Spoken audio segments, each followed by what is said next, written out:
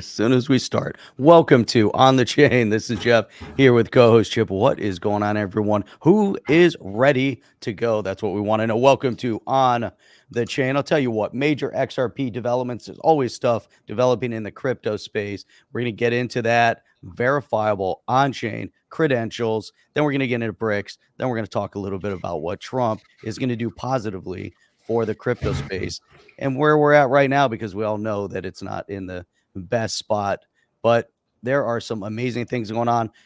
I might even want to talk a little bit, Chip. We can get into what's going on with Rory and Kitty, because Rory and Kitty and GameStop and all that. We'll get into that content later.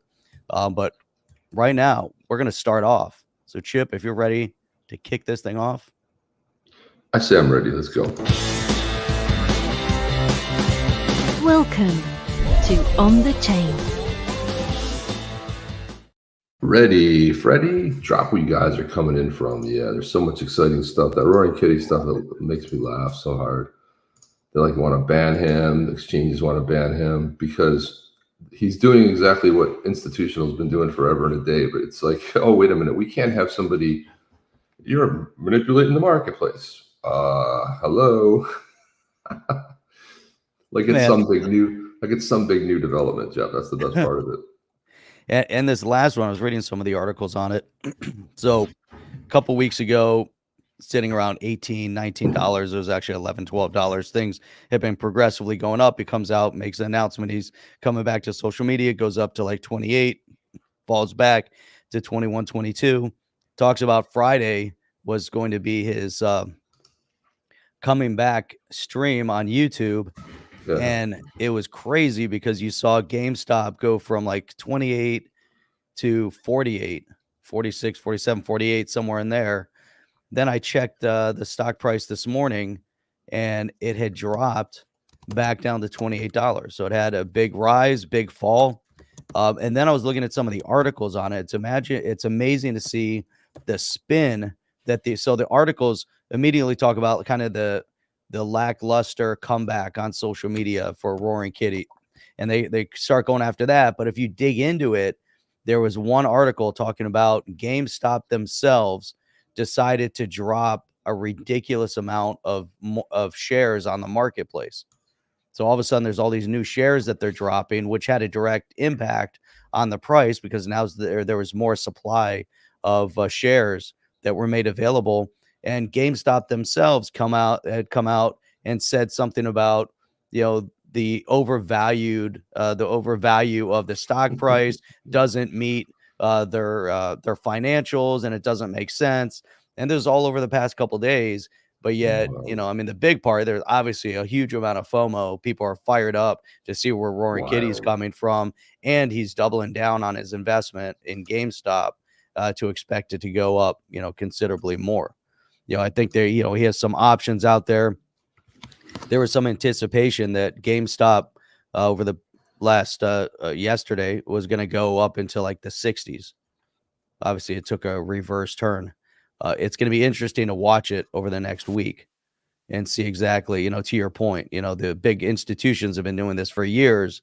And then when the little guys come together, and we're talking about mass numbers, and then we're seeing the same thing, Chip, not just in GameStop, but we're seeing in the crypto space when it comes to politics. And we'll get into that later.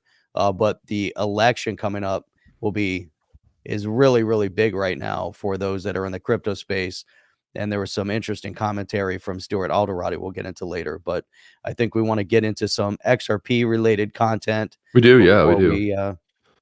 First of all, Mark Smithson standing on a corner of Winslow, Arizona. Such a sight to see, by the way. It's a girl, my lord, in a flatbed Ford. Stopping to take a look at me. Something like that. It's an Eagles tune right there. Always hitting us with the legal. Yeah, Sophie picked up on it. Yeah, such a mighty fine sight to see.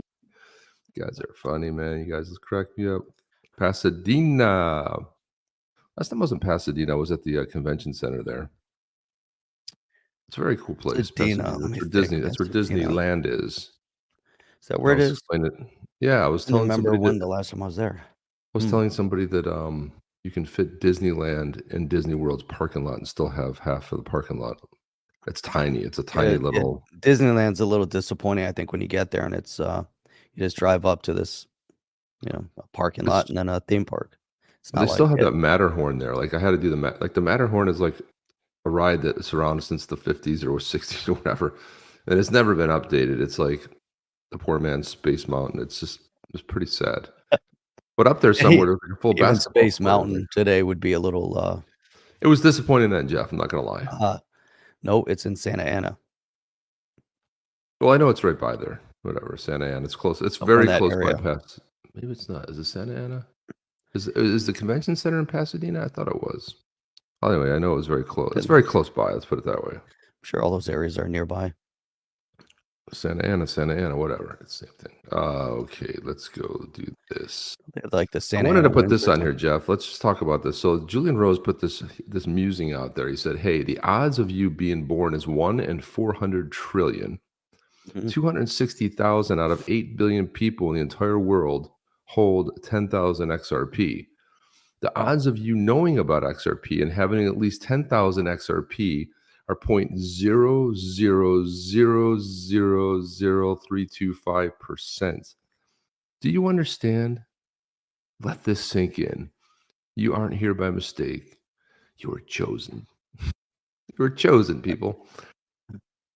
I thought that was You were chosen. that was fun. It's just a fun thing to do. Then we saw the Jazzy Cooper, who is, what does she do? What's her role at Ripple? She does something at Let's Ripple. go. She does DeFi, so she's DeFi Ripple over there. Founder of the Strom Way. Is that Strom Thurmond or no? Probably not. No, probably not. That'd be a bad way, Jeff. if that were the way. Jeez. It is the way. The only So way. let's go. High quality real world assets on XRPL for the win. This is For pretty the cool. win. So this Meld Gold, pretty powered by cool. Algorand. Okay, that's where it's basically started. Meld.gold. Nice. Time has come. Meld.gold is coming to the XRP ledger. Learn more about this pioneering step to launch physical RWAs, real world assets on the XRPL. Yes. A little bit of a change. It's kind of a cool thing. I think it's a very cool thing. Anytime you can start moving real world asset to the chain, you can tokenize real world asset. And if we're able to tokenize a valuable real world asset to invest further, it's even better. So tokenizing gold, obviously that gold is going to have to be stored somewhere, but giving individuals an opportunity to invest further. And there you go. So if you can't afford to purchase 1 ounce of gold, and here you can, and you want to hold it, you obviously can buy gold coins and then find a vault or something to put them in, or a safe.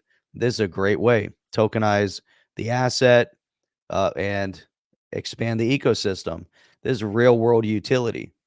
Whether you want this specific tokenized gold or not, we're moving in a direction that is quickly adapting and adopting the technology. We're finding the path.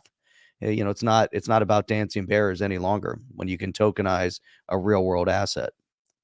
Yeah, and so they go on and say, like, well, why the XRPL as a decentralized layer 1 blockchain known for reliability and stability and tokenizing and exchanging crypto native and real world Right. assets? The XRP ledger offers the institutional grade functionality and built-in features to enable secure, efficient, scalable financial services and use cases. What will Meld Gold launch? Well, gold and silver tokens will go live in the XRPL in Q3, combining the world's oldest money with the reliability and utility and accessibility offered by XRPL. The Meld Gold team will continue driving physical real-world asset innovation into multi-chain future. And Jeff, this is something we talked about recently. The last couple of weeks, we've been talking about this whole idea. Multi-chain interoperability is key. You can see that they started on Algorand, but now they're coming to XRPL. They'll go someplace else, and the idea is to have that interoperability, not to be like, we talk about breaking down silos, and you don't want to be like some sort of a silo world. And the investment strategy may be multi-pronged as well. It's a interesting sort of a way to think about it. It's not something new. They've been around, so they're just coming to XRPL. It says integrating XRPL as the second blockchain along with Algorand is another step towards delivering that unmatched access to assets such as gold and silver with industry-leading technologies. Michael D. Cotton.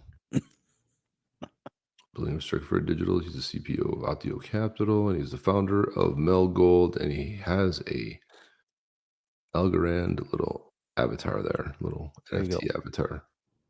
To learn more, you come over here. Let's look at their official release here. Over there on Mhm. Medium, and you see Medium that. over there. You see the Medium logo, Jeff? I see that. It's very medium. Yeah, very, very, very June. By the way, Jeff, I just want to let you know I'm celebrating Pride Month all month in the month of June. Got my flag flying outside, big one, big American flag celebrating Pride Month. That's it. Red, white, and blue. So turning the Pride Summer. So Mill Gold and Ripple are partnering to bring real-world assets to the XRP ledger, delivering one of the world's most oldest currencies. Harsa, it's been a long time. Collaboration will deliver greater access, utility to these institutional-grade functionality. What and when? Its integration will deliver fungible gold and silver assets in XRPL in Q3. Each token represents 1 gram of corresponding precious metals held with industry leaders such as MKS PAMP and Imperial Vaults. I don't know MKS PAMP, but I have heard of Imperial Vaults. And there's a link to Imperial Vaults and not to the other one. Yeah, well, what does that tell you, Jeff? Uh-oh. Let's see. There you go. Well, let's see. Private options. So, yeah, their Imperial Vaults is where Behind the that actual curtain. gold. Look at There that. it is. It's in the vault, Jeff. It's in the vault. Looks like a jail Look at cell. that vault. Biometrics there. You Yeah. got to go ahead and put your thumbprint in there. Probably an eye Why is it scanner. moving? It looks like a Look at- nice safety deposit box. That's what it I looks like that. Where is it? Are they in Switzerland? I don't know where they are. I wonder, do you think that Ripple, since this is a partnership, you think Ripple will get into custody of like precious Gold? metals too? I wonder if they will, or if they'll purchase something. No. Well, the safety tokenized deposit box aspect storage. of it. They're state of the art. It's in Brisbane. Well, they're gonna have to. It's in Brisbane. Interesting. Very interesting. Brisbane, Australia, I assume. I would think so. Yeah. Unless there's another Brisbane. Brisbane, Switzerland. Imperial Vaults. It's Australia. There it is, right there. 101 Allen Street in Hamilton. Yeah, Australia loves their silver and gold. There's They a lot love of movement in that direction. It might just be the tokenization of gold and the holding of physical gold might be the last bastion of freedom for Australia. So they may want to gravitate towards that and look into accumulating gold. Jeff, I've always thought that Mad Max wasn't just a story; it was actually a prediction of how it's going to end up. It's like, I think that's where it's going to end up. Like, so you hang on to your vehicle and your car, and you're going to be trading in gold. That's kind of how it's going to be. But this latest Mad Max movie, Jeff, why didn't they put Mel Gibson in there as like this old bumbling? I just don't understand why they would have been so much more entertaining. Team of industry experts. Nobody knows who they are, but they've got deep experience in every component of the supply chain: origination, certification, logistics, storage, leveraging the XRPL for real-world DeFi capabilities. So the integration The DEX with XRPL will help grow the XRPL DeFi ecosystem, offering the world's most accepted and largest cap assets on chain. This is good. XRPL needs this big time. XRPL needs some real world development. This is one of them, Chip. I like to see the direction that they're coming from Algorand and identifying the benefit of the XRPL is, it's really massive. I'd really like to see, more development like this. And I think we're getting there. I still find it interesting that when we review some of these payment companies and we look at a project like that, there's more development coming out of Australia than there is coming out of the US. It just seems like that at times. And, it's really, really interesting. Robert Dish is saying the Australian Mint got caught out manipulating. Interesting. Got called out, yeah, from manipulating. Well, that makes sense. I mean, Justin, don't just buy and hold your own bullion. Why not just buy well, that's the point. You can, obviously. Not everyone's going to do that though. And this all really tracks back to where people's comfort zone is. There's a lot of people that will buy gold and hold it physically, and there's many that won't. I think that there's probably more that won't buy gold and silver, and they're going to gravitate to traditional means of holding assets, and that's typically being accustomed to stock, a 401k, mutual funds. And so this is another form moving in that direction. At the same time, though, if you're able to tokenize that gold, you're also creating value for the token because the token is now directly correlated back to held gold. That token has considerable value. So there's been, and it's kind of interesting as we see this being navigated.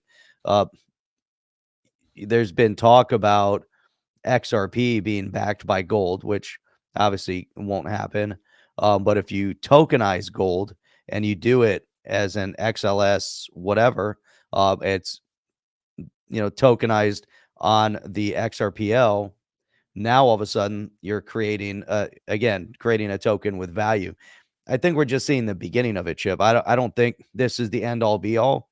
I think we're going to start moving into bigger direction. It might not just represent tokenizing the actual bullion itself. Imagine tokenizing the mining capabilities of gold or precious stones or whatever it is, and being able to leverage that production, the means of production. Obviously, then you're getting into tokenization, a tokenized security. But there's so many ways to start looking at this. But I like the idea of a token asset, a crypto asset, tokenizing bullion, and knowing that they're storing that someplace, and then being able to use that fast transaction time of value. That just establishes more value. That's my opinion on it. Yeah, I mean, here's MKS Pub. That looks familiar. These guys are based in Switzerland. So there you go. Primary company in the MKS PAMP group, providing financial and physical trading services, operates precious metal refinery. There you go. Products, services, compliance, stability. They are based, in Switzerland. There you go. There you have it. There you Had to be have it. Switzerland. It had to be Switzerland. I think that's important. Tristan doesn't Gold guy's understand. everything. He doesn't understand how you Yeah. can come back and talk And about Tom. XRP. He's beyond exhausted and tired of any XRP content. Content, I think is what he meant there. That's why we talk about other things too. Jim D says they need a way to certify burn gold to increase its scarcity rather than hold gold in nations' vaults. Yeah, just burn it. Burn the supply. That's a good idea. Burn it down. Man. That's how you equate it, Mark says he buys gold Burn chains it all and down. polyester suits. It's a good look, man. 1970s, baby. Bringing it back. Bringing it back. What else we have here? Yeah, so Meme is I am selling my likes from now on. meme selling likes. All right, well, good. My likes are very valuable. They're valuable to us, so we're not buying them. Subscribe. We give the content. That's how you. We're gonna tokenize memes likes. I'm gonna put them go. on chain. Then everybody can own a percentage of your like. Yeah, How do you Maria like that? Badari, who is she's one Here of we the go. developers over there at senior software developer engineer over at Ripple, and interoperability, she's from IT. She Wait a said minute. that she's excited What? to release. What? What do you mean what? No, go ahead. Excited to release the XLS 70D on-chain verifiable credentials. This is great for certifications and compliance. Unlocks the potential for a new wave of trust-based applications within the XRPL ecosystem. And there you have it right there. I think it's huge. I really think that moving in this direction, there's really no fast, trustless solution to verify credentialing or identity. Now, this could be used for good and for bad. Tie that into social scoring and things like that, where you get that your complete identity is now on chain, and they'll instantly block you and instantly track you and check you. But from an overall verification process, managing and having this on chain, I immediately started thinking, and there's tons of usages, but I immediately started thinking about voting and the whole uh, vote the whole credentialing for voting. Think about if somebody moves, um, and tying in all these different systems. We have all these siloed systems for county, for state, potentially federal government. I think this has to be more of a, for voting, more of a state county issue than the federal government getting involved. But if you're tracking, has somebody moved, immediately there should be a change in their voting status. If they left the state, they're no longer on record of the state, so it should be immediately updated and changed. It needs to be a better verification process. Right now, there's so much human error involved, which allows for the fraudulent uh, voting mechanism. If you have people that are dead, they should immediately be removed off the voter rolls.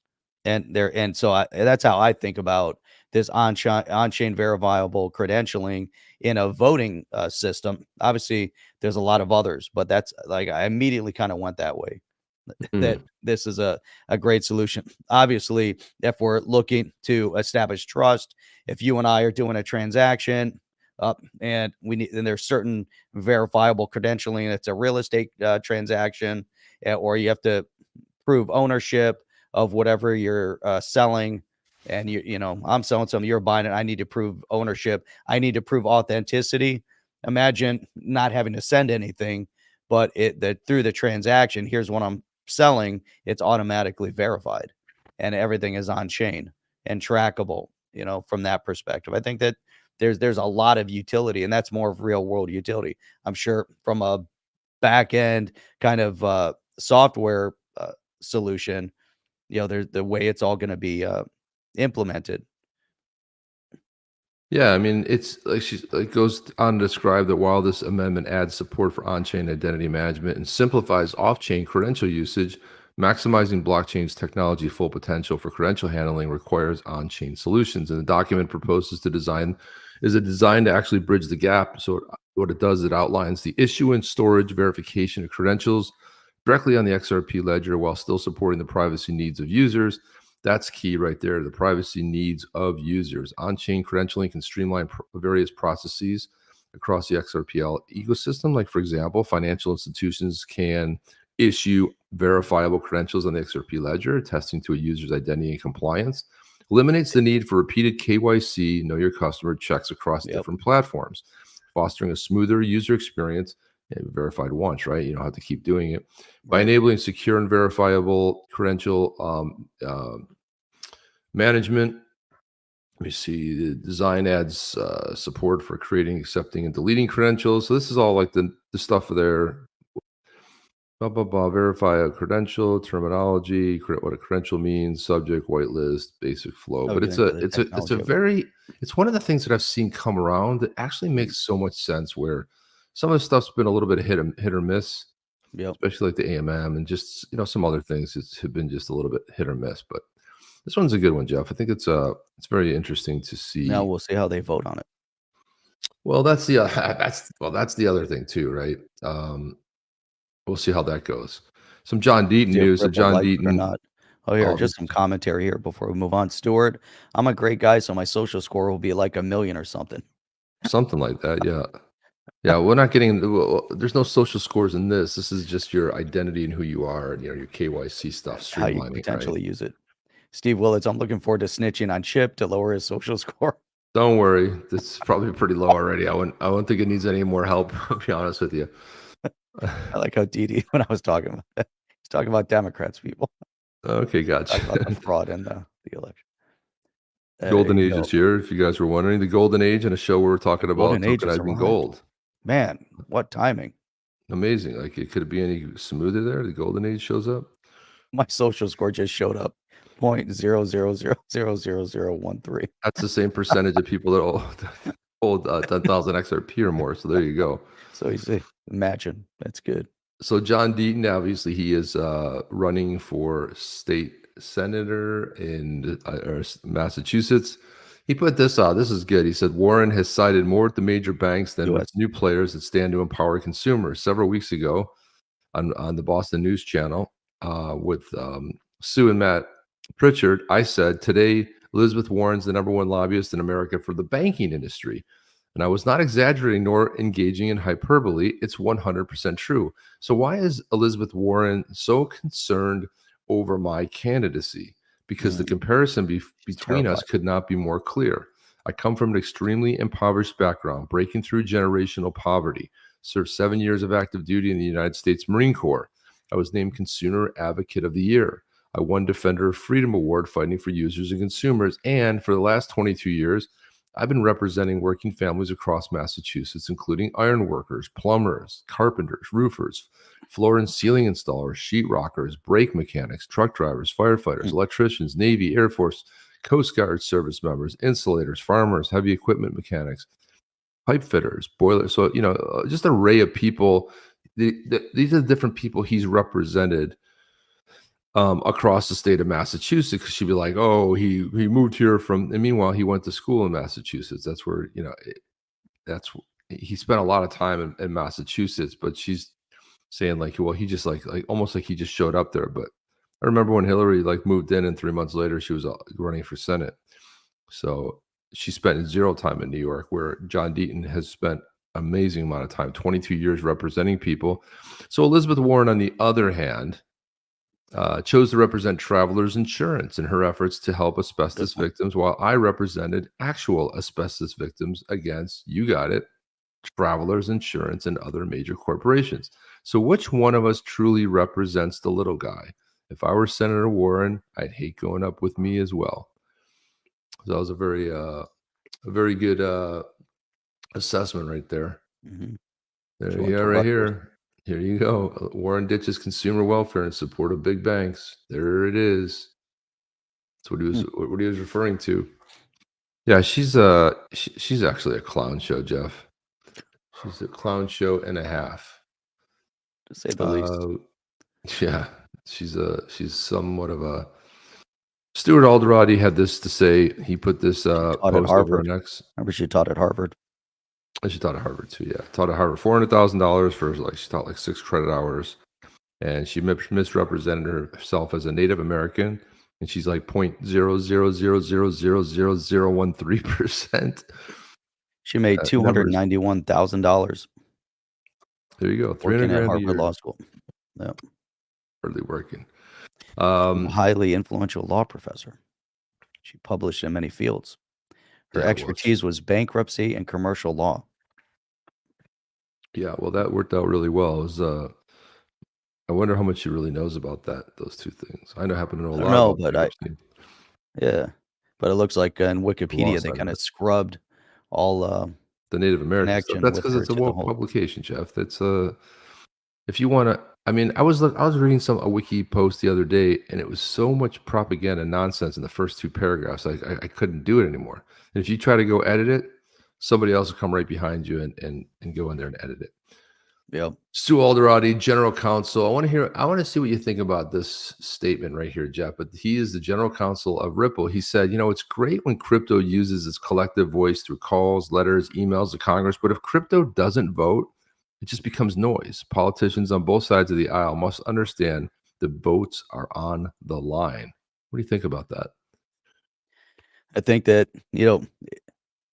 they're waking up to this notion that in order to further the economic freedoms that are due to, all people out there, to we the people, we have to have our voice heard, and for anybody at this point, if you're passionate about cryptocurrency and you're in the US, and this could be relevant in other countries as well. We're the ones going through a voting cycle right now, but if you're passionate about your future economic well-being, you have to get out and vote. You have to make sure that your voice is heard. You have to reach out to your representatives, congressional representatives, U.S. Senators. Make sure that they're voting along the lines that are going to benefit our future. If they're not supporting cryptocurrency, like if you know for a fact that Elizabeth Warren has spent her entire career kind of bashing on the little guy here, but if you know for a fact that she's anti-crypto, which 100% she is, and you have to do your own research on this, don't just look at some media post from, that wants to prop up uh, a shifty Schiff to then kind of validate the moving of $10 million from Fairshake over to Shifty Schiff to say, hey, this guy was pro crypto. And there's only one statement from someone like him in all the years of crypto. There's only one statement from like 3 months ago that says that he's pro crypto, and that's it. No activities, no bills sponsored, no speeches, no momentum, just nothing. And just that one statement. We don't even see a follow up to it. Get on TV and say it out loud. But the point is here, Chip, to that brief paragraph that Stuart Alderati said so succinctly in the 30 minutes that it's going to take me to explain it, the outcome of all of that is you have to get involved. You have to do your own research, know the political representatives that you're voting for, and make sure that they are going to represent. And if they don't, then you have to vote them out. I mean, I think it's pretty clear. John Deaton, as an example, we know where he stands on cryptocurrency. We know that he holds cryptocurrency. We also know where he stands in supporting the individual, the citizens of his state. He's helped a lot of people over a long period of time. He has an amazing history. So if you take someone like that and he's a little bit more prolific, and everybody for the most part in this community knows who he is. Now, if you're in a different state, you're not in Massachusetts, you don't have a choice of voting for a John Deaton or Elizabeth Warren. If you get Elizabeth Warren, you're getting more of the same. You're going to get someone that's going to continue to try to undermine the innovation within this space, which is going to have a direct impact on the future involvement of anybody in this country when it comes to cryptocurrency.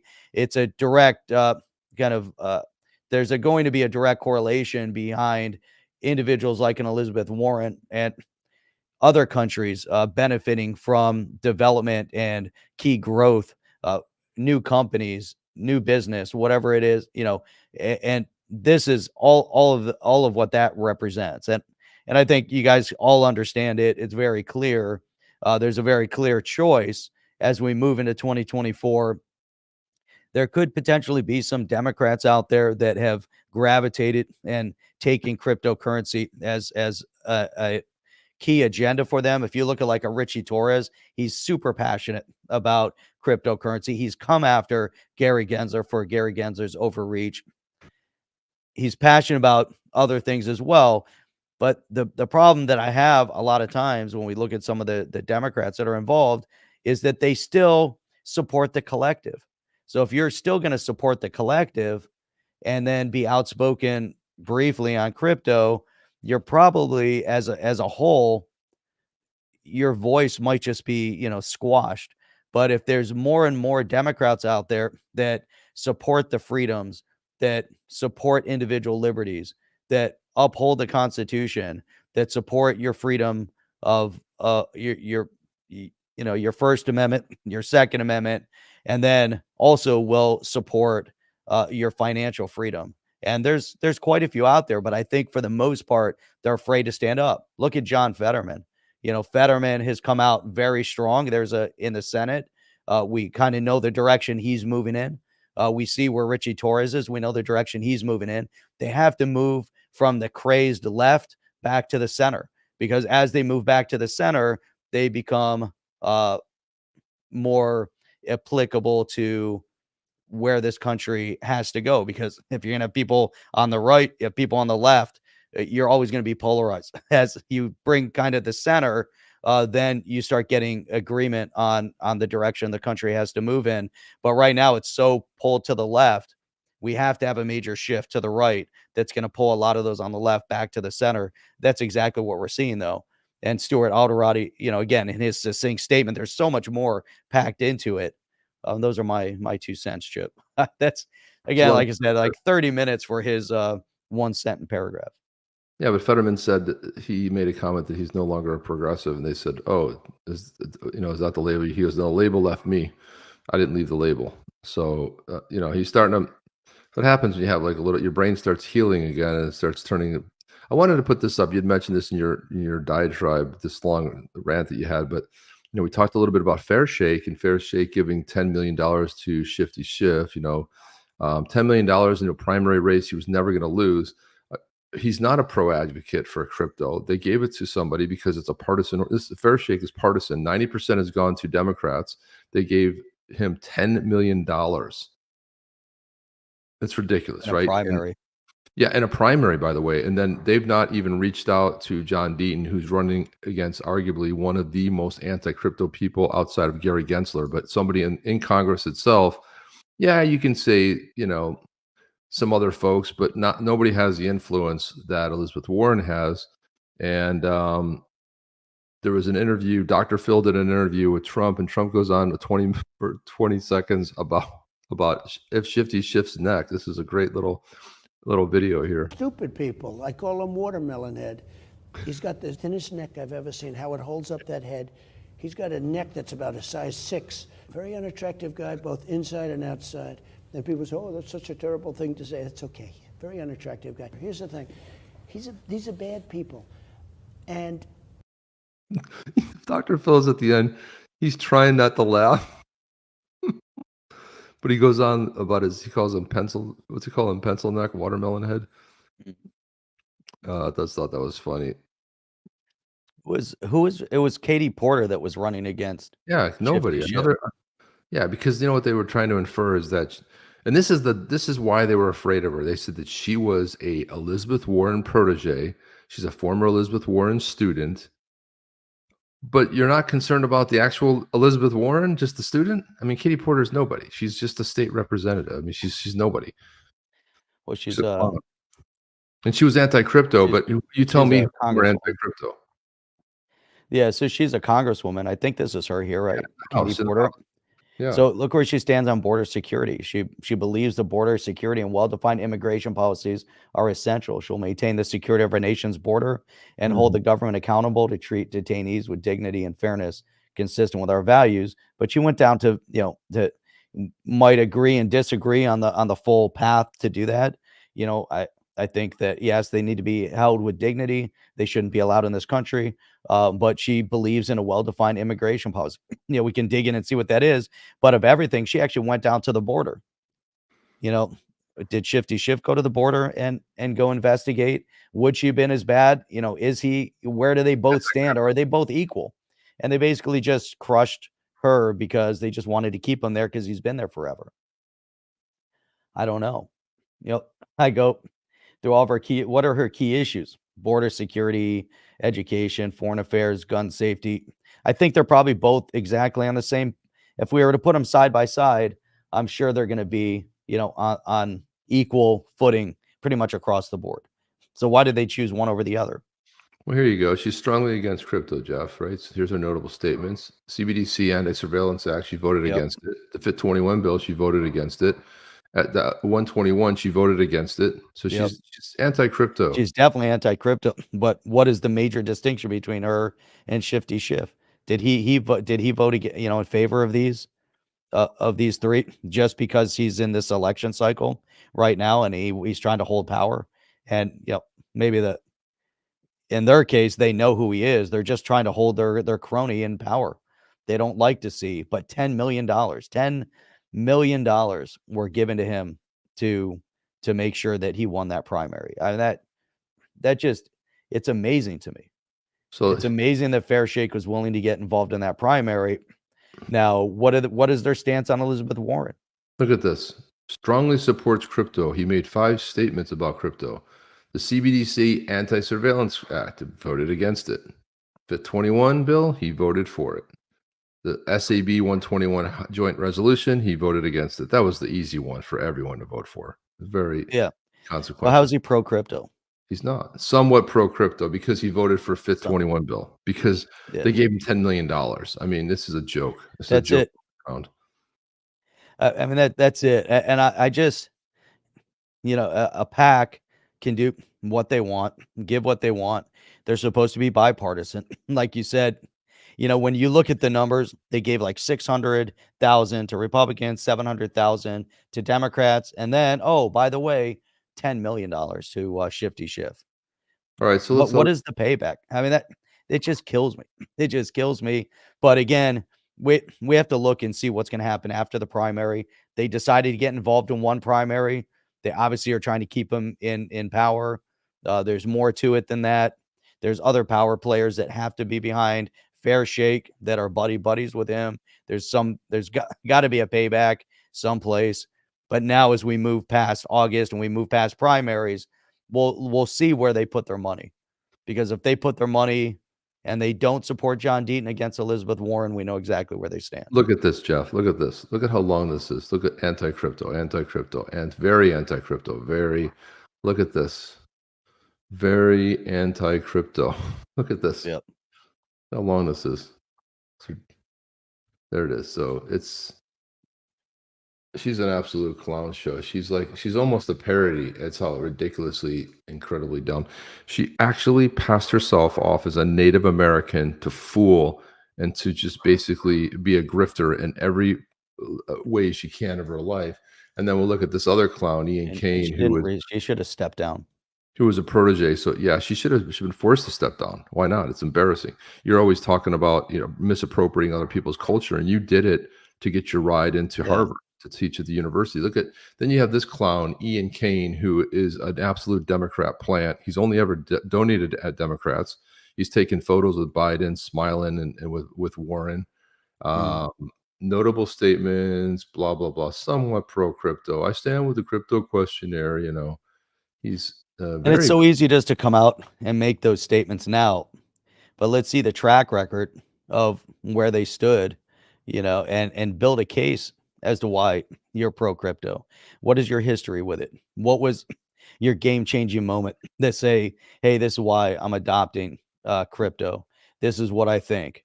This is what, this, and you're not going to get it, from Shifty Schiff's perspective. Why do you support it? Why are you so strongly in favor of crypto now? Why isn't anybody asking that question? One statement. Okay, great. You made the statement, but why? Explain it. Give me a white paper document as to why you support it now. So look at what does that mean for your state? Give something. I mean, just nothing. Warren gets an F. Kane gets a B. Obviously, John gets an A, right? But if you look at the strongly supports, very pro-crypto. There it is. And they should have a lot more. This is kind of pathetic. They only have like 3 things, and they have more from that clown, Ian Kane, who's a Democrat plant. But, I mean, 3 things on here is just a little bit weak, in my opinion. So, I mean, the big one right here is his campaign accepts donations in crypto. I hope you'll chip in and support our efforts. There you go. So, but again, I mean, Deaton delved into crypto. He said he was drawn to the technology, remembering how his mother relied on to describe as predatory inner city. Yeah, but put some more of his tweets up there. I mean, come on, he's very pro crypto. He's one of the most crypto candidates there are, without a doubt. So there you go. There's that in a nutshell. You can see who is in pro crypto. All of the you would think of and the point. I think one of the things with like John Deaton, you have $50 million were given by Ripple to Fair Shake. I think that, and the PAC could do whatever they want because they gave money to the PAC. The PAC's distributing. The PAC should look and say, hey, John Deaton did some amazing things for crypto. Ian Kane didn't. We're giving him some money. Let's give him 50,000, 60,000. Or again, they have to wait in order to not look bad because there was and John Deaton didn't come out to help Ripple. John Deaton came to represent the individual holders of XRP because we're all being denigrated by the SEC. He intervened not on behalf of Ripple but on behalf of the truth and supporting supporting the investors, and there shouldn't be a confusion there.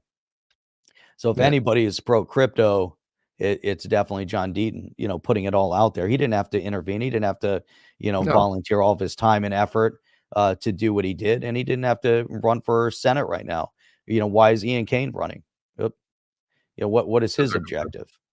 So Jim D says Schiff's donation of 5 crypto positive words from a man who vomits a million words a day to advance his own sick ideas amounts to less than a mite of value for the cause. Agreed. He's and remember, don't forget, this is the guy who came out in the House on the House floor and said that that Trump was the call was Zelensky. He said that Trump said this, Trump said that. He read a whole transcript. Then Trump released the call.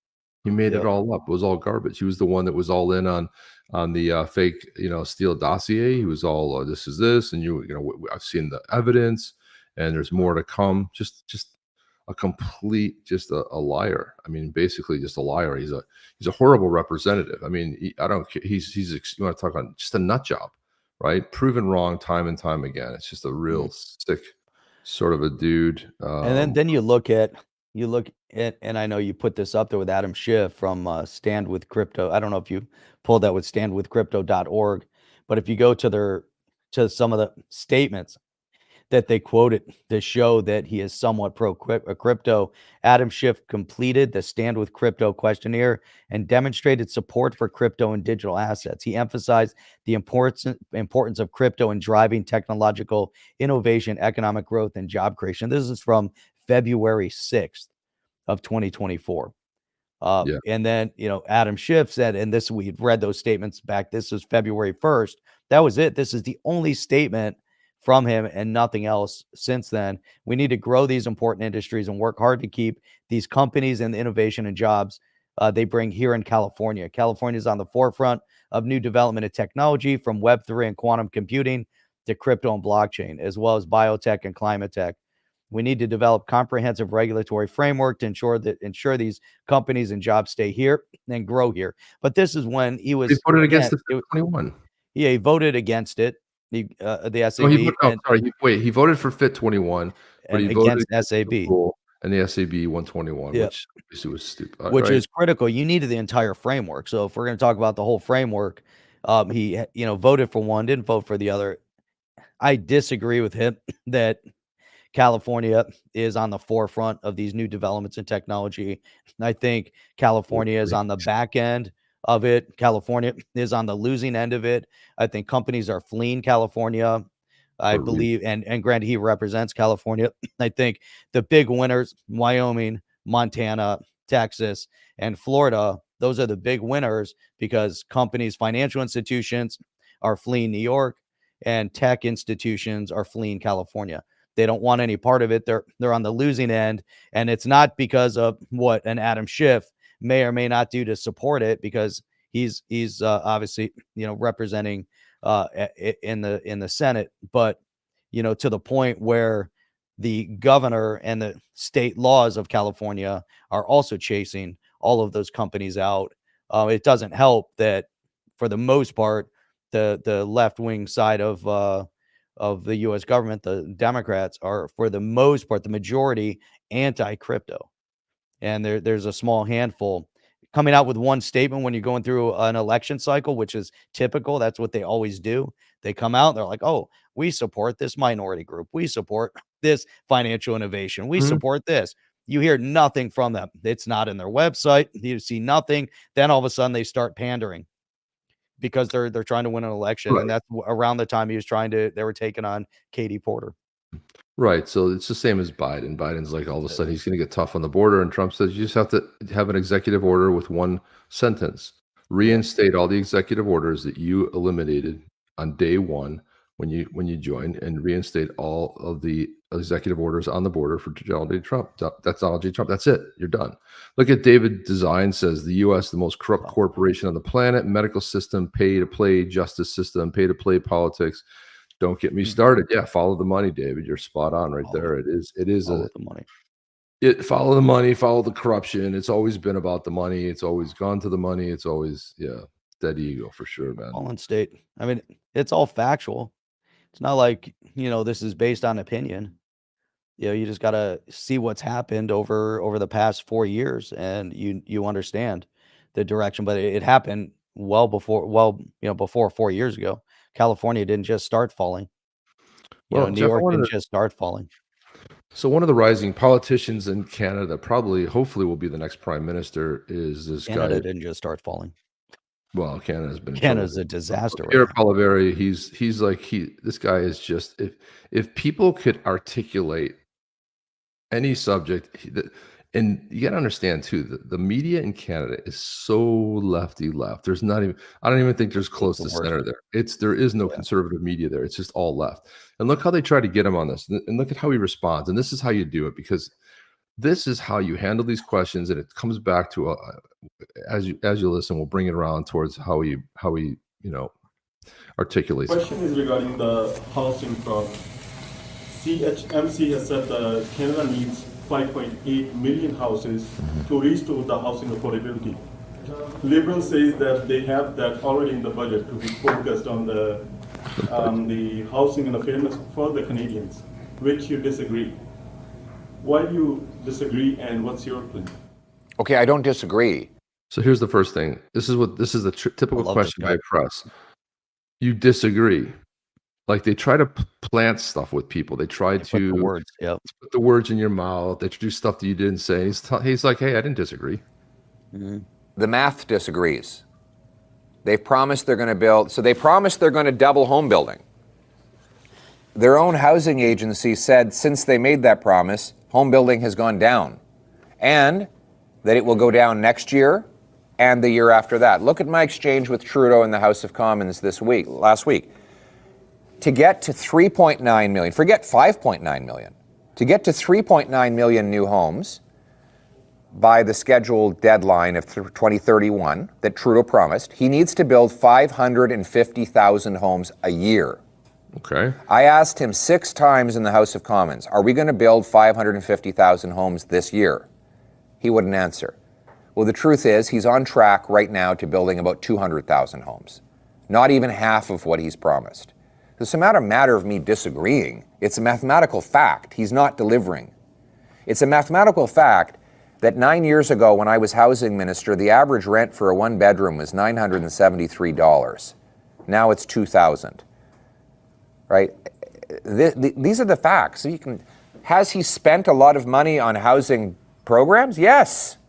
He spent $89 billion on housing affordability, and the result is that housing costs have doubled. The problem is he's putting the money into bureaucracy. Government bureaucrats don't build homes. Private sector builders do. Government bureaucrats are in the way.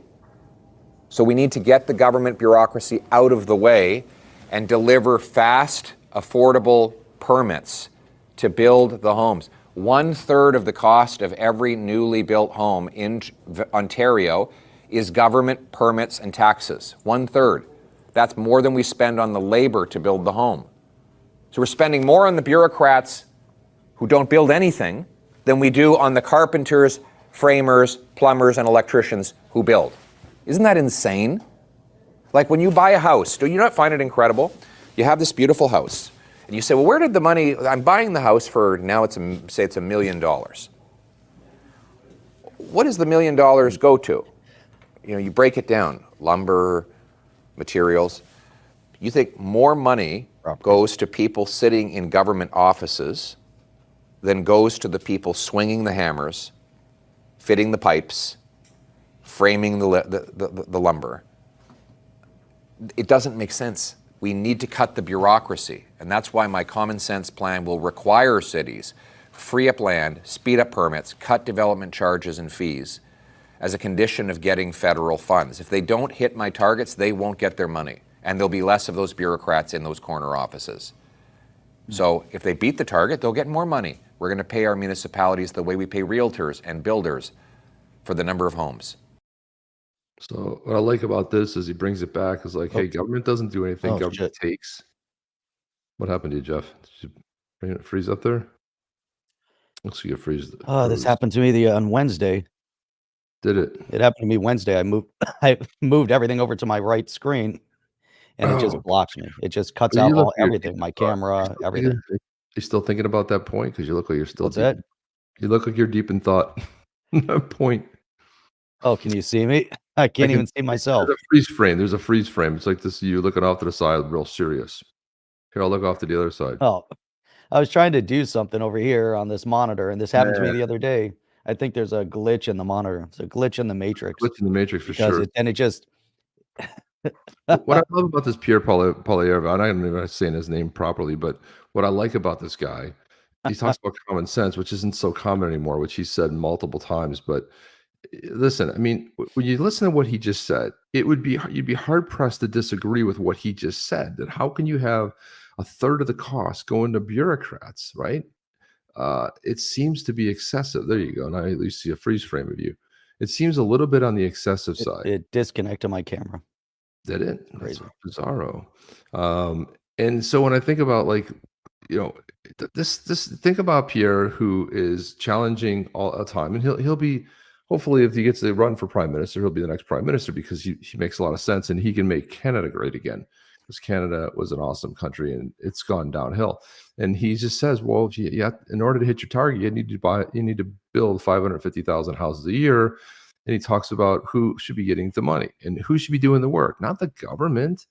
He's like, let the common sense, let the government get out of the way, eliminate the fees, the taxes, the costs, speed up the time, and make everything else available. And if you're not going to do that, well, then what do you? Now I'm looking at a blank screen. Then what are you going to do? So I thought it was on target. I just happened to catch this sort of in passing. Jeff's account frozen by, wait, what was it? Jeff's account, there it is, frozen by the Canadian government. There you go. Jeff's looks like he's in a Medusa mode, frozen. Weather change. There we go. Why does everybody think their first home should be a castle? My first home was purchased from a Sears catalog. You know, the funny thing about it is you got to start somewhere. I look at my youngest daughter's apartment. Is nicer than any apartment I've ever lived at. The amenities are incredible. So, I mean, she's at university, but these university houses are pretty impressive. And I'm thinking to myself, like, I never lived in an apartment that nice, that had that many amenities and a beautiful place to go hang on one floor and a gym and a poolside or a pool on the roof with a massive giant screen TV. I don't even know. It's like, it's just, 20-foot television on the side. They watch, the football games, college ball games, and I want one of those. Yeah, I was like, but no, you're right. So he's making a really good point here. Like, why would you have it? Jeff, what's up? We can't get the camera working, man. The browser can't access your screen. Try capturing a different screen. So when you move the screen, the browser can't access your camera. All of a sudden, crazy. Chrome is messed up. You know what happened? I tried to use. Now everything got this. Basically, everything got disconnected. Well, anyway, I wanted to play this one more. I know we only have a little bit of time here, but I want to play one more video. This was John Kennedy talking about. Let me go ahead and load this puppy up. This is John Kennedy. I thought this made me laugh a little bit. John Kennedy talking about Biden here. Here we go. Okay, I want you to listen up. Here's the drill. What I want you guys to pay attention to is the two guys in the back there. I know one guy on the right. I think that's John Cornyn. I don't know who the other guy is behind him on his left shoulder. But watch their faces as he's talking here. President Biden is in trouble politically. Here's the drill. President Biden is in trouble politically. He's polling right up there with fungal infections. Part of the reason for that is that he gave in to the Jeff, did you hear what he said? No, I had to refresh Chrome. President Biden's in trouble. He's polling right up there with fungal infections. Oh yeah, I played this the other day on Wednesday. His party. So funny. Yeah, and he dissolved the southern border. Yeah, we played through this whole thing. Just that was the best. Yeah, just what he said about the fungal polling right up there with fungal infections. I don't know where he gets this stuff, man, but he's a character for sure. And then he's great. Any info on BRICS? Oh, so man, One Eye Willie's like, "What's up on BRICS?" Because we did put BRICS and Trump up on the title, but in short, nothing's up with BRICS. Man, forget about BRICS. You know what's up with BRICS, Chip? Is that a large percentage of the BRICS nations are moving over to the USD. They're leaving the yuan behind. Yeah, because They can't even agree. These are nations that don't like each other. They can't agree on anything. You can be united in your anti-US stance on that, and great, but it's not a long-term solution, and it's going to falter for sure. You want to see Then there Gary? was what's it? You Well, want to see before that, there was another WTF moment. There was, and I don't even want to single out these publications or these YouTubers or these X posts from people that are just completely moronic. But somebody posted something on BRICS, and they created this whole notion that Russia, is their involvement with BRICS, and they're going to be adopting, a streamlined payment solution, and it has these types of features. Therefore, it must be using XRP, and XRP is going to be the big benefactor of it. I mean, just stupidity, right? And I don't want to single them out, but it's just like, how do you come to this kind of conclusion? Like, that BRICS is using XRP and is going to be built on the XRPL. And hopefully it is. Hey, that would be awesome. Imagine BRICS is. But Chip, you said it so succinctly. BRICS was destined to fail, mainly because who trusts those the 5 key players to work together? Brazil, Russia, India, China, South Africa. Those are the 5 primaries, and then you have all these companies and then countries, and then they want to use the yuan, and people are going to actually support and say, oh yeah, I would rather use the yuan or the ruble or the rupee, or what is Brazil has the real, or the South African, whatever they have. I don't know if it's the South African dollar or whatever they use. Who knows, Jeff? Who's going to trust? Who's going to trust those currencies are all over. China manipulates their currency. Russia's tied to their petrol, to their gas export. India has, big fluctuations in their currency. I mean, come on. Same thing with Brazil. I mean, it's just crazy. I don't get it. I don't get it. If you want to see, I'm not going to play the whole thing, but I just wanted to play a little bit of this. This is Gary Gensler attempting to have some relevancy. And it is so pandering and so falls short. And he thinks he just loves to watch himself do these office hours. But this is a little bit of Gary Gensler. This made me laugh. Look what he's trying to do to try to stay relevant. How did Taylor Swift break all-time records with the Eras tour? How did Taylor Swift break all-time records with the Eras tour? What is he talking about? Well, what is he doing? Well, but don't forget, she's a big Biden supporter, so you got to remember everything's political with these people. Yeah, but then the SEC is going to say something about, she's a security or something. I don't think so, Jeff. They unregistered security. Yeah, I don't know. It's funny because I remember when my older daughter, back in the day when Taylor Swift was first starting out and she was a country artist, and I said, she's going to go to pop, and she's like, what do you mean? No, she's a country artist. No, I'm like, she's going to go to pop. Well, then the next record comes out and it started turning towards pop, and then she became a pop star. But because I brought my kid to see Taylor Swift, I saw Taylor Swift twice when she was just starting out. And the first thing I thought to myself is this kid's got some talent, but she's not that good of a singer. You know what I mean? She's not like a really, strong singer, but at the time she was writing her own stuff. Now, I mean, it's kind of she has all kinds of writers lined up, but you got to give her a lot of credit for what she's accomplished. I mean, you become the #1 sort of, solo artist, biggest artist in the world, from a kid who started out at 14, 15 years old playing an acoustic guitar. It's very impressive. But did she accomplish it though? I think she's accomplished something. I mean, she was the one pounding the streets and doing the stuff and doing the crappy tours. I'd say she's not accomplished, but did she accomplish? Meaning, did they not choose her, select her, promote her? The music industry, whoever decided to select her as the front person, and then built the superstar status, like all the others, and then eventually they crush them.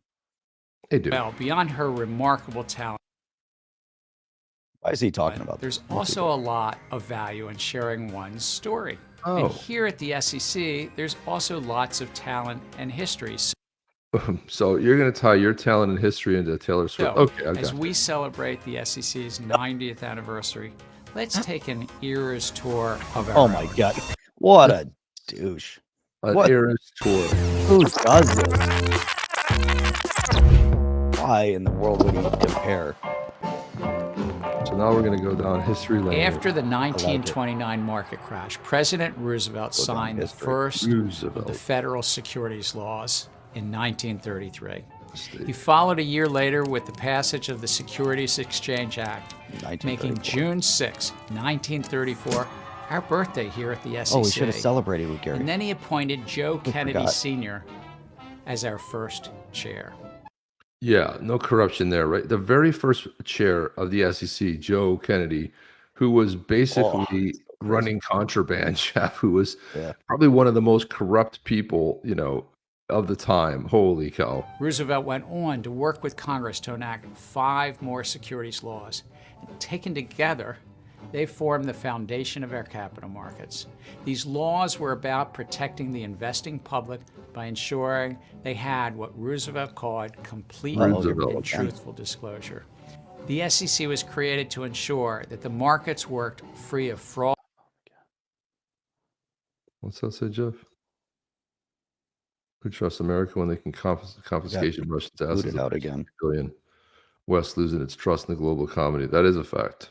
Manipulation, and that investment advisors fulfill their duties to the investors. So they thought it would be cute to put him in a tie and a white shirt and then turn it black and white and put that film look to it as if it was like back in time. It's just God. They advise. They think they're so cool. 20 years later, Chair Kennedy's son, Jack, became president, rolled up his sleeves, and started the reinvigoration of the SEC. Yeah, and he also was probably, of all the Democrats in history, probably one of the most center to center right candidates. You look at his agenda back then, cut taxes. Normal. It was like that. The Jack Kennedy Democrat is not resembles, basically not even a rhino is like left of Jack Kennedy. So it's amazing. So listen to again. So he's nuts. It was a time of change and turmoil for the U.S. Civil rights movement. Let's talk about the civil rights movement. Let's talk about the Civil Rights Bill in 1964. Oh, yeah. Who passed that? Yeah. Who passed that? It was the Republicans. And who filibustered for 12 hours on the floor? Oh, that was the Democrats. Okay. So they pulled them across finally, but kicking and screaming. Okay. So this is, and this is what's been great is maybe we'll play some of this tomorrow, but Byron Donalds has been going on making the rounds on all these shows because he talked about the Jim Crow era and he said that at least black families were staying together and that and then they made it about, oh, you're saying the Jim Crow era was great, and he was saying that about voting, you couldn't vote in the Jim Crow era, and he's like, well, you could in some place. Like this is what the left does. They try to pigeonhole you into what they thought you said versus what you actually said. And what he talked about is having a family unit together. Black families were flourishing versus today where they're, it's broken homes and everything. But they couldn't understand his message because they only have a one-track mind and they all think exactly the same. And everything is, is racist and upset. It's just the constant victim nonstop. But also the loss of towering figures like JFK, RFK, MLK, as well as too many lives in Vietnam. It was the time of the mainframe computer with rapid changes in technology and finance. In response, JFK's successors worked with Congress and SEC chairs Manny Cohen through Ray Garrett to update the securities laws. The 1980s brought us Wall Street, Halt with Gary Gensler, and greedy villains like Gordon Gekko. At the time, greedy villains. Gordon Gekko, that was a movie called Wall Street. There was no. Was he greedy? Yeah, was he greedy? See how they like to talk? He was greedy. Exactly You're greedy, Gary Gensler. So you made $120 million. Why are you so greedy? And why don't you, and since the Democrats are so worried about not paying rich people not paying their fair share, why don't we take 50% of your earnings and why don't you donate it to the U.S. government so they can squander it and send it to other countries to protect their borders? SEC Chair John Shad vowed to come down on the real-life insider traders with big glasses, hobnail boots. And when he succeeded, the SEC staff presented him with an inscribed pair. It also was a time of turmoil in the government securities markets, where a dozen or more firms failed, and Congress responded again by granting the SEC new authorities relating to both the U.S. Treasury markets and to insider trading. This guy is a fool. He's just fool, Jeff. Anyway, we don't. Awesome, Gary. Awesome, Gary. How does he fast forward this through the 90s He's and the nothing but a 2000s? dope. Here's And he's gonna have to talk about the Microsoft when they went after Microsoft. yeah. Well, they also missed the most important one they missed. Tanked the markets in 2000. Yeah. USA and all nations must divorce themselves that? from the central banking atrocity. No one has the freedom to world run by central bankers. Jim, you're parroting my tune 100%. Mm. I don't care what anybody says until you get rid of the Fed, audit it first, then get rid of it and bust every single one of those people. I have a feeling they're printing money. They're printing money for the U.S. government to lend it to the U.S. government as a third party. You know, they printed their own money, and there's a lot of shenanigans going on behind the scene. They probably have enough investments around the world to pay off the deficit. I wouldn't doubt it. I don't trust these people as far as you could throw them. And when the first country that drops the central bank, it's all going to fall like dominoes. We remember in Bukele's speech, he was in front of CPAC, and he was explaining how money works, and he was explaining with the way the taxation works. He said, in a government that keeps printing money, he goes, "Why are you paying taxes?" And he said, the only reason why you're paying taxes is to create an illusion that your taxes are actually covering their expenses. He goes, "Your taxes aren't covering anything. They're just printing money to cover the expenses. So why then are we getting into a deficit, with others? Why are we borrowing money from places like China, et cetera? Why is that happening? And there was a time where dollar for dollar, here's what you took in, here's what they spent. And there was some overage. But now as they print the money, it's all kind of a sham. And it takes someone from the president of El Salvador to come over here to the U.S. to reveal what's happening when you take an authority from the U.S. government that is supposed to be the economic guru that Biden appointed, and the equal person from Europe, and neither one of them can explain how money moves or how money works or the banking or any of it. They can't explain. Oh yeah, I guess we do print the money. That's the one thing they can acknowledge, and they're basically printing it into oblivion. And why are we paying the taxes? Why do we keep, having to pay taxes when it's not going to anything?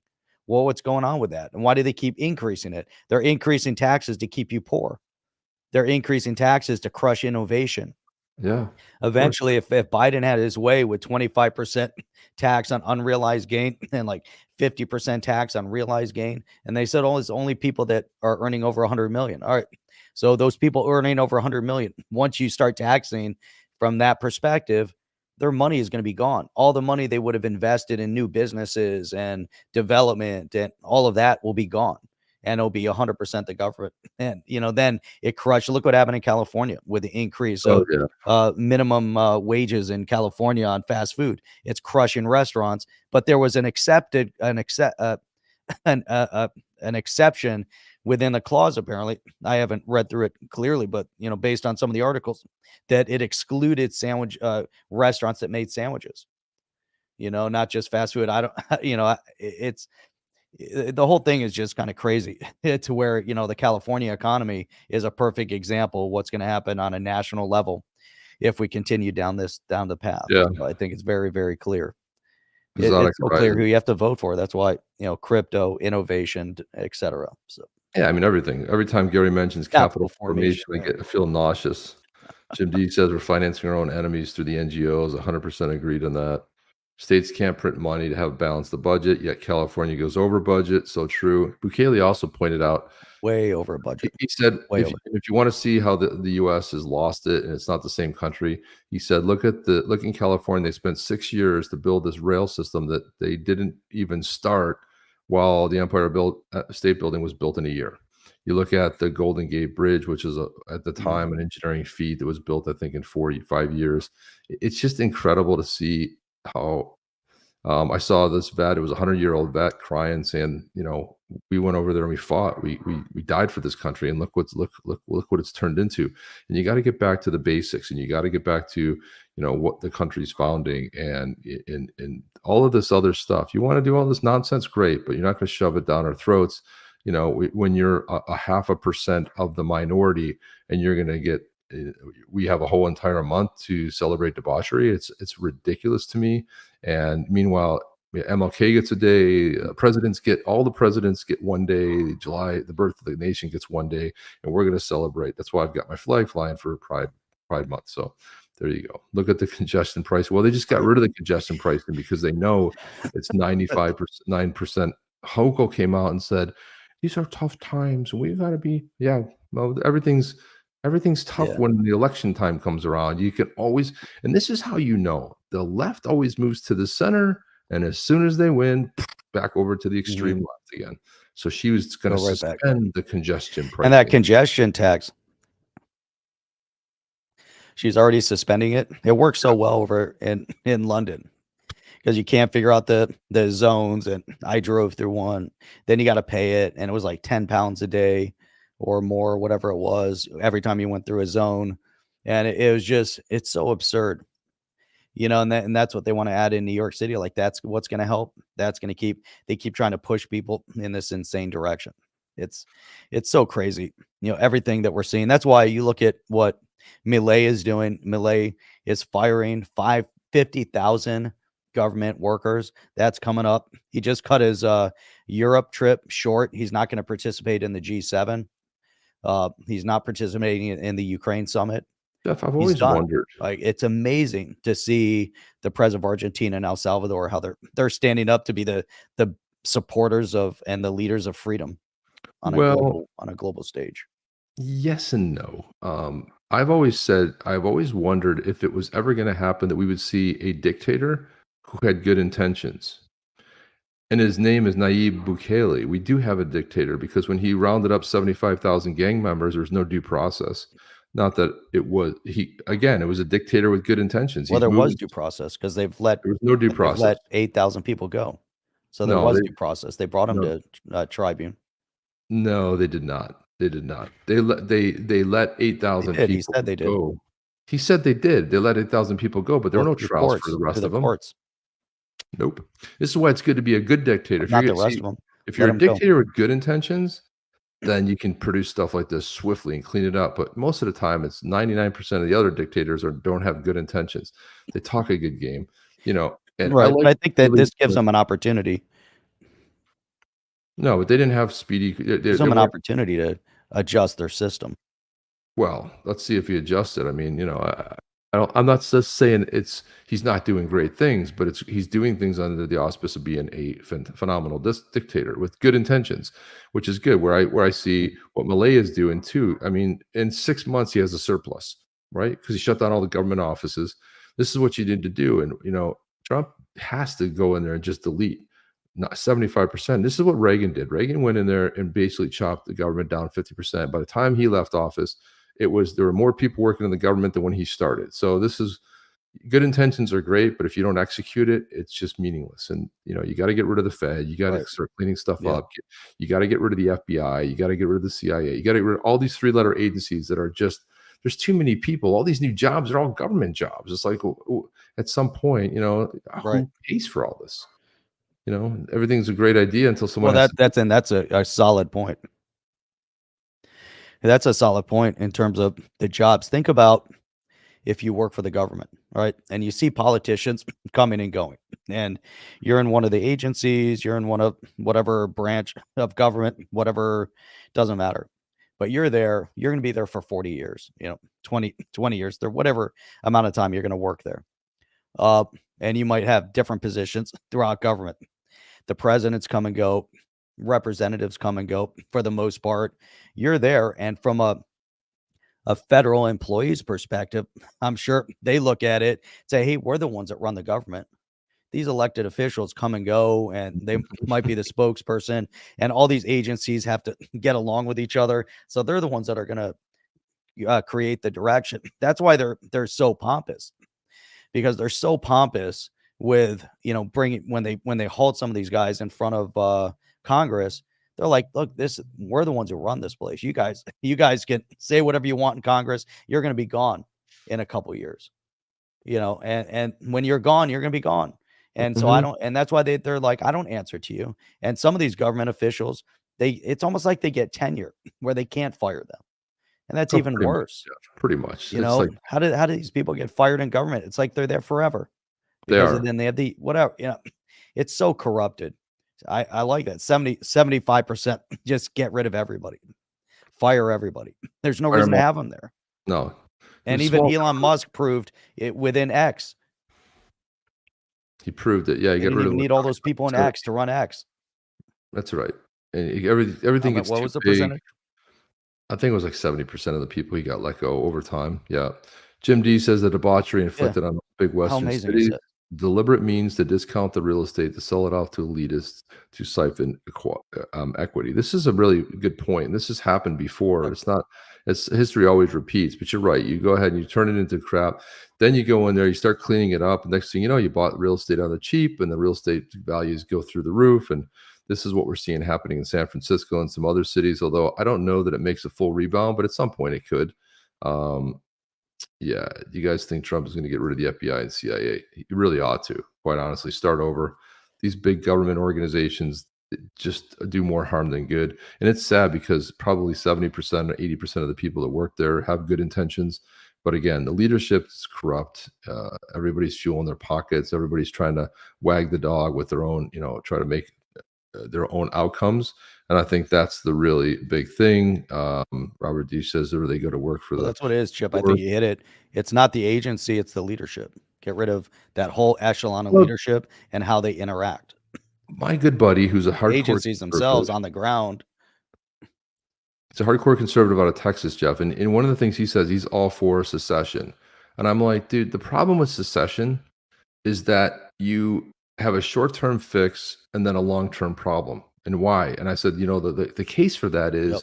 New York and California. So let's suppose Texas and some of the southern states secede and they become their own organization, country, whatever. Well, what ultimately is going to happen is the people are going to migrate from the Californias and New Yorks where they left bad policy, high taxes, to go to someplace else to vote for people who then are for high taxes, big government, and all that. And we've seen it happen, right? We've seen the influx into Florida. We've seen the influx, mostly from New York and, Massachusetts, all of those, the Northeast. And then we've seen that same sort of migration happen with companies leaving. They're going to Nevada. They're going to, Arizona. They're going mostly to Texas. Why? Because there's no state tax. It's it's mostly run pretty well, although Texas is getting kind of shady these days with the leadership there. But Florida is the free state of Florida for a reason.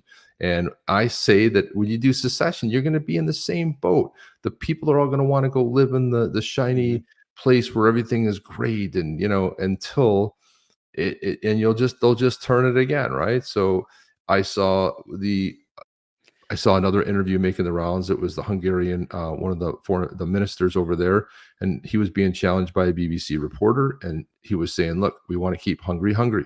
And she says, "Oh, are you against immigration? Are you anti-Muslim? Are you anti this?" He said, "No, we're pro-Hungarian. We get to say who comes in our country. We get to say how our country is going to be. We want to protect our values, our customs, and what we do. And this is why the EU is destroyed everything over there. France isn't France anymore. You go to hear French, you won't hear any French. You won't see any French foods anymore. So if you destroy the culture, language, and borders, what do you really have? You just have a mismatch, and that's what Europe is becoming. It's becoming, and they say it's not a melting pot. It's just you've eliminated culture and you've destroyed it. And the people that come in there that don't respect the laws and the language and the customs are the people that they don't even prosecute. This is happening in the United States. It's happening all over Europe. It's happening in other places. Japan was accused by Biden, of the same sort of thing. He doesn't. But he doesn't levy that same criticism towards China. But no, Japan's got to accept more people. Meanwhile, Japan has a large foreign worker program that folks can go there and live there, but they're going to protect their language and culture, Jeff. Yeah, that's it. right. And to that point, Paris has been getting bad for a long time. London was getting bad for a long time. You have obviously people from all over the world want to travel and tour and see what's going on. And then you have this massive influx of invaders coming from other countries that, to your point, they're not there because they love the country they're moving to. They're going there because they want to bring their value system, whether it's warped or not. They're bringing their value system from whatever country they're coming from to Europe. It's part of a longer term battle strategy, and they're doing the same thing in this country. And the leftists on all fronts across the board, with the atheists, they're undermining the establishments of religious institution, whatever it is, that had maintained at least some segment of but it's amazing because the disparity of what we're seeing, and like you talked about, in terms of like secession, it goes against the fabric of our Constitution. It goes against the fabric of everything that we fought for in the U.S. Just because we have some crazies that are outspoken and loud right now in this country, and I believe they are a minority, but they've allowed this minority to dictate the direction that our country is moving in, because the media have allowed this. They're the microphone for the crazies on the left, for this minority, and because of that, but because they have the microphone, because the media is putting them front and center, everyone thinks that it's a majority, but they're not a majority. The majority will speak, and the majority will move this country back to the right again, to the center right, where it always has been and always needs to be. It can't be center left, because look at what happens. It has to be center right. And that is in the center right agenda is what pushes and puts the U.S. Overall on the forefront of protecting freedoms and liberties on a global scale, because the U.S. did come to save Europe in World War I. The U.S. did come to save Europe in the world in World War II. If it wasn't for the U.S., Europe would have and the world would look completely different. If it wasn't for the U.S. in World War I and finally getting involved, not to say they didn't want to get involved, and they avoided getting involved in both World War I and World War II for a while. But when they did come, it was to liberate. And yet somehow the left, this minority left-wing nuts in this country, and the invaders around the world are trying to convince everybody in the world that the U.S. are the bad ones. That we didn't come and liberate and free. And that's the one thing that sets us apart. And that's the one thing our Constitution sets us apart. Right now, we have to focus on our country, because the invaders are not just at our border, they're within our borders. And we have to defend and protect this country. Jim D, last statement before we get out of here. There's nothing quite as insane as fleeing one's homeland state to go to other homes and feel sentimental about what one fled from, reinstalling what they fled from. For example, radical Islam, communism, etc. Correct? And then you get the radicals that come here because, in the meanwhile, the good people who want to immigrate here to the U.S. cannot, because they got to wait 3 to 5 years for all the legal stuff. Meanwhile, you walk across the border. Saw one of the comedians saying he was walking from Massachusetts to Mexico so he could walk across the border and he could get his free housing, he could get health insurance and everything would be good in his life again, he said. So he was like, if I come back across as an illegal alien, then I'll be good. I'll be granted all this stuff. Well, we are a constitutional It's crazy. And Heath is right. We're not a democracy. 100%. We're not a democracy. Democrats are always, but democracy. I'm like, no, democracy is mob rule. Okay, that's not how we were founded. So no, it's not that. We have the Electoral College for a reason. And if you guys look at a map, the U.S. is 95% red, except for the big cities, which are blue. So the big cities kind of control a lot of what's going on. That's why Electoral College was enacted. So they didn't have people in one big city sort of, with electorates that would be controlling everything, and kind of seems like what we're getting back to. They're kind of controlling everything, but that's all the time we have, guys. We are going to get out of here. We're 1:28, an hour and a half into it on a Saturday. Guys, we'll be back with you guys tomorrow night. Jeff, anything before we get out of here? Anything? No, I think we're definitely moving in the right direction in terms of topic. I think we have a lot of amazing people out there supporting us, supporting On the Chain. We have an amazing On the Chain community. Join us back here tomorrow night, 8 p.m. Eastern Standard Time. That's Sunday evening, 8 p.m. Eastern Standard Time. Look forward to seeing you guys. And a big shout out to the Badass YETIS coffee, because it's the best coffee you can drink.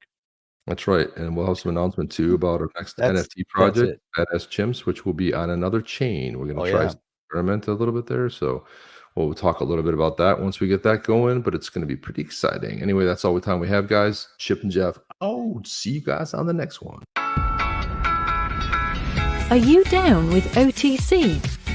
Please like, subscribe, and click the bell to be notified when the next video drops.